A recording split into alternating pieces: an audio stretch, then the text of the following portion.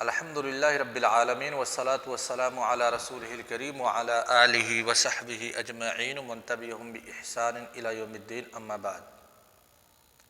آپ لوگوں کے پاس پی ڈی ایف پہنچ گئی ہے، ڈاؤن لوڈ بھی کر لیا آپ لوگوں نے؟ جی، تو اگر ایک مرتبہ پہلے پڑھ لیں گے درس شروع ہونے سے پہلے تو بہت آسانی ہوگی، کیونکہ بہت سارے عناوین ابھی باقی ہیں جو ہمیں پڑھنے ہیں، اس لیے لمبی تفسیر نہ کر کے صرف محل شاہد کا تذکرہ اور پھر آگے گزر جاتے ہیں۔ ٹھیک ہے؟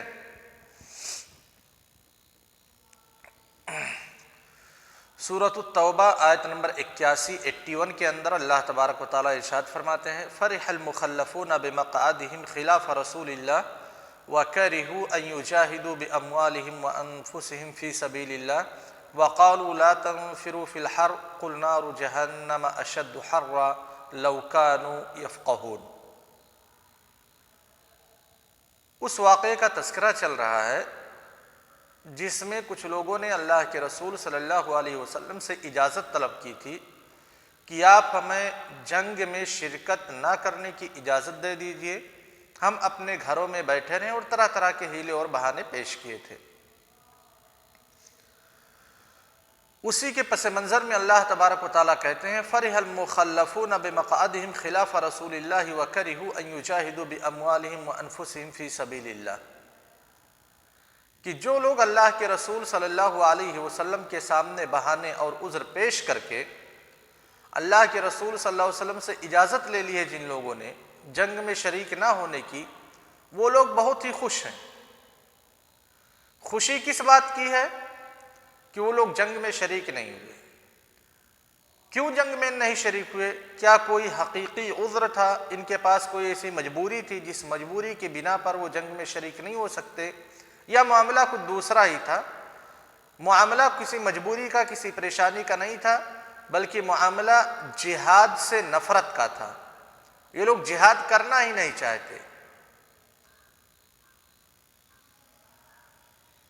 جو لوگ جہاد میں نہیں شریک ہوتے حاکم کے منادات پر، حاکم کے اعلان پر، تو ان کی دو قسمیں ہو سکتی ہیں، ایک جو معذون ہیں، دوسرے جو غیر معذون ہیں۔ معذون ہونے کا مطلب یہ ہے کہ خود حاکم نے یا امیر نے انہیں اجازت دی ہو رہنے کی، جیسا کہ اللہ کے رسول صلی اللہ علیہ وسلم نے جنگ بدر میں حضرت عثمان رضی اللہ تعالیٰ عنہ کو اجازت دی کہ آپ گھر پہ رہیے۔ ایسے کسی کو جنگ میں نہ بھیج کر کے کسی دوسری جگہ پہ بھیجا ہو کمانڈر نے، چیف نے۔ اور اسی ضمن میں آتے ہیں وہ لوگ جن کے ساتھ کوئی پریشانی ہے، کوئی پرابلم ہے، گھریلو مسائل ہیں، جس کی وجہ سے وہ جنگ میں شریک نہیں ہو سکتے، امام نے ان کو اجازت دے دی ہو۔ ایسے لوگوں کے دل کے اندر جنگ اور جہاد کا جذبہ موجود ہے، اس نور کو دنیا میں پھیلانا چاہتے ہیں جس نور سے مستفید ہو رہے ہیں، لیکن کچھ عوائق ہیں، کچھ رکاوٹیں ہیں جس کی بنیاد پہ لوگ جنگ میں شریک نہیں ہو پا رہے ہیں۔ دوسری قسم کے وہ لوگ ہیں جن کے پاس کوئی عائق نہیں ہے، کوئی پریشانی نہیں ہے، کوئی رکاوٹ نہیں ہے، لیکن یہ لوگ جہاد کو ناپسند کرتے ہیں، یہ نہیں چاہتے کہ جہاد کریں، اپنی نفس سے زیادہ محبت کرتے ہیں، اپنے مال سے زیادہ محبت کرتے ہیں، اور جہاد کے راستے میں اپنے قدم کو رکھنا نہیں چاہتے۔ تو ایسے لوگوں کے بارے میں اللہ تبارک و تعالیٰ کہتے ہیں کہ جتنے بھی عذر یہ لوگ بیان کرتے ہیں، عذر اس وقت ان لوگوں نے بیان کیا کہ بہت سخت گرمی ہے، یہ غزوہ تبوک کا واقعہ ہے، بہت ہی سخت گرمی ہے، اس سخت گرمی میں کون جائے گا؟ لہذا سخت گرمی ہے، یہ بہانہ ہے، اللہ کے رسول صلی اللہ علیہ وسلم سے اجازت لی، کوئی دوسرا ہیلا پیش کر کے، جب رسول صلی اللہ علیہ وسلم کی طرف سے اجازت مل گئی تو خوش ہوئے،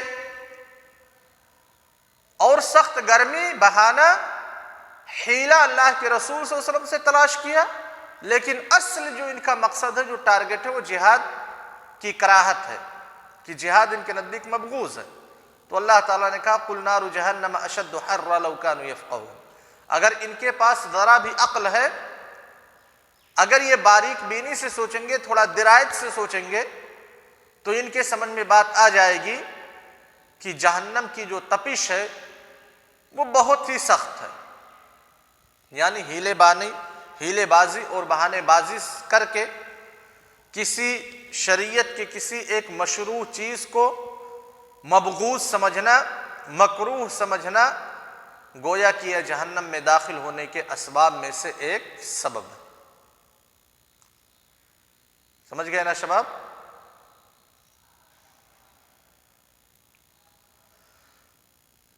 ایک نقطے کی طرف اشارہ کر دیں، اس کے بعد محل شاہد بتلاتے ہیں۔ ابھی آخر میں جو نقطہ پیش کیا گیا کہ شریعت نے جس چیز کو جائز قرار دیا ہے، جس چیز کو مشروع قرار دیا ہے، اگر ہم اس چیز پہ عمل نہیں کر پاتے کوئی بات نہیں ہے،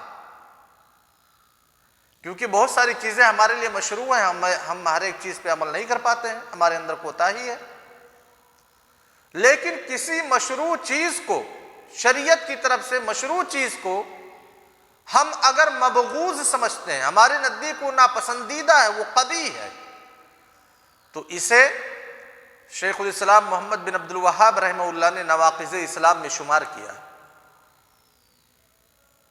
سمجھ گئے نا شباب؟ مثال کے طور پہ داڑھی کا رکھنا، بعض علماء کے بقول داڑھی رکھنا واجب ہے،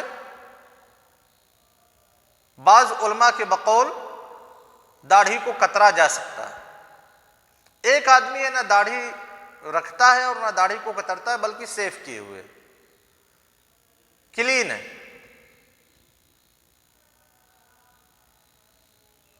اگر وہ داڑھی رکھنے کی مشروعیت پہ عمل نہیں کر پا رہا ہے تو اس کی کوتاہی ہے، لیکن ساتھ ہی ساتھ داڑھی رکھنے والوں سے وہ نفرت کرے اور داڑھی کو قبیح سمجھے تو یہ شریعت کے ساتھ استہزاء ہے، اور شریعت کے ساتھ استہزاء کو شیخ الاسلام محمد بن عبد الوہاب رحمہ اللہ نے نواقض اسلام میں شمار کیا ہے، تو بہت ہی ڈینجر چیز ہے۔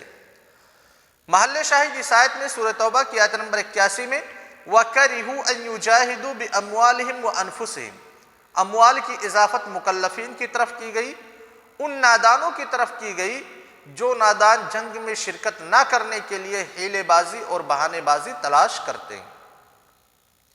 سورہ توبہ آیت نمبر 85 کے اندر 85 کے اندر اللہ تعالیٰ نے ارشاد فرمایا وَلَا تُعْجِبْكَ أَمْوَالُهُمْ وَأَوْلَادُهُمْ إِنَّمَا يُرِيدُ اللَّهُ أَن يُعَذِّبَهُمْ بِهَا فِي الدُّنْيَا وَتَزْهَقَ أَنفُسُهُمْ وَهُمْ كَافِرُونَ۔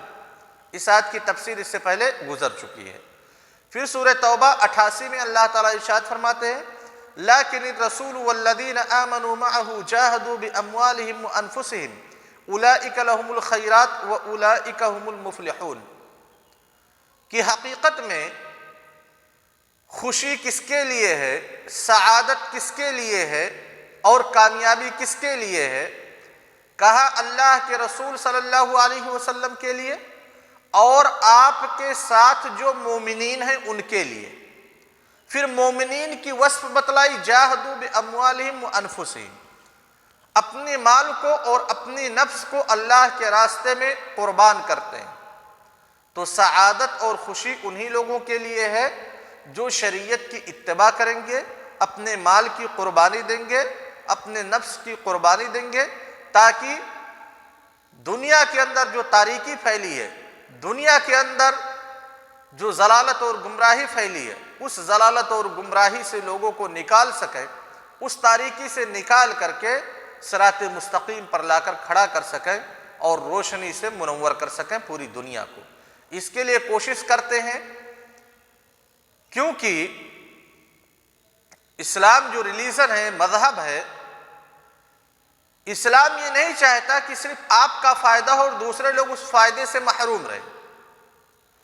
جو چیز انسانیت کے لیے فائدہ ہے اس کا نفاذ ہونا چاہیے، اور جو اس فائدے کی راستے میں رکاوٹ بنیں گے اس رکاوٹ کا ازالہ ہونا چاہیے۔ اتنی بدعقیدگی، اتنی گمراہی، اتنی خباثت، اتنی ضلالت جو دوسرے لوگ اس گمراہی میں پڑے ہوئے ہیں، ان کو اس گمراہی سے بچانے کی ذمہ داری مسلمانوں کی ہے۔ اسی لیے دعوت و تبلیغ کرتے ہیں، اسی لیے وقت آنے پر جہاد کرتے ہیں۔ کہیں پہ بھی جہاد کا مقصد یہ نہیں بتلایا گیا کہ آپ کی حکومت قائم ہو جائے۔ جہاد کا جو اصل مقصد ہے وہ اعلاء کلمت اللہ ہے۔ اعلاء کلمت اللہ کا مطلب اسلام، اسلام کی نشر و اشاعت۔ کیوں اسلام کی نشر و اشاعت؟ کیونکہ اللہ تعالیٰ اسلام یہ تعلیم دیتا ہے کہ اللہ تعالیٰ اپنے بندے سے، چاہے وہ مومن ہو چاہے وہ کافر ہو، چاہے اللہ کا شکر گزار بندہ ہو چاہے اللہ تعالیٰ کا ناشکرہ بندہ ہو، اتنا زیادہ محبت کرتا ہے جتنا کہ ایک والدہ اپنے شیرخوار بچے سے نہیں کرتی ہے۔ لہذا اسلام سب کے لیے چاہتا ہے کہ بھلائی ہو، کامیابی ہو، کامرانی ہو، سب اچھے راستے پر چلیں، اسی لیے جہاد کو مشروع قرار دیا۔ ہاں یہ الگ بات ہے کہ اسلام کی نشر و اشاعت کے لیے اعلاء کلمت اللہ کے مقصد کے تحت اگر دوسری چیزیں بھی حاصل ہو جاتی ہیں تو اس سے کوئی مانع اور رکاوٹ نہیں۔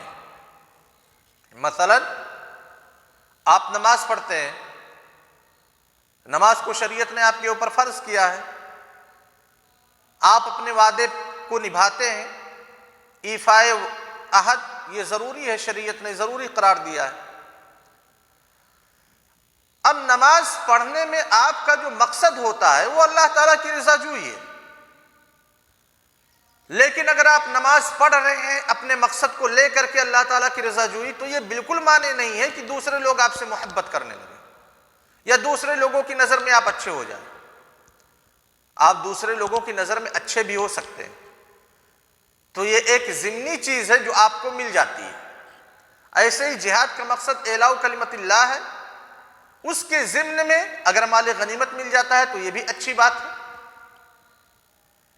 اگر اس کے ضمن میں پوری انسانیت کو بچانے کے لیے 1000 2000 لوگوں کو قتل کرنا پڑتا ہے جنگ کے میدان میں تو بھی اچھی بات ہے، 1000 2000 اپنی جانیں گنوانی پڑ جاتی ہیں تو بھی اچھی بات ہے، کیونکہ آپ اپنے نفس کو قربان کر کے انسانیت کو بچانا چاہ رہے ہیں۔ لیکن جہاد کا یہ مفہوم لوگ سمجھتے نہیں اور نہ ہی لوگ بیان کرنے کی ضرورت محسوس کرتے ہیں۔ جو اپنے آپ کو جہادی کہتے ہیں، جہاد کے اس مفہوم سے کوسوں دور ہے۔ سورہ توبہ آیت نمبر 103 میں اللہ تعالیٰ نے ارشاد فرمایا، خذ من اموالہم صدقہ، آپ ان کے اموال سے زکوٰۃ لیجئے۔ خذ من اموالہم یعنی اموال المسلمین، مسلمانوں کے مال سے اموال کی اضافت ہم کی طرف کی گئی جس سے مراد مسلمان ہے۔ آپ مسلمانوں سے زکوٰۃ لیجئے، صدقہ یعنی زکوٰۃ لیجئے، تطہرہم، یہ صدقہ اور زکوٰۃ ان کے مال کو اور بذات خود ان کے نفس کو پاک کر دے گی۔ وصلی علیہم ان صلاتک سکن لہم واللہ سمیع علیم، آپ ان کے لیے دعائیں بھی کرتے رہیے۔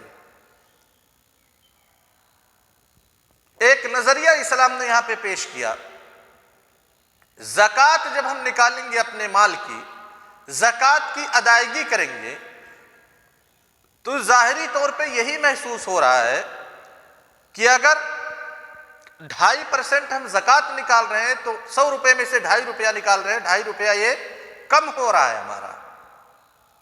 ہاں شباب، کون بول رہا ہے یار؟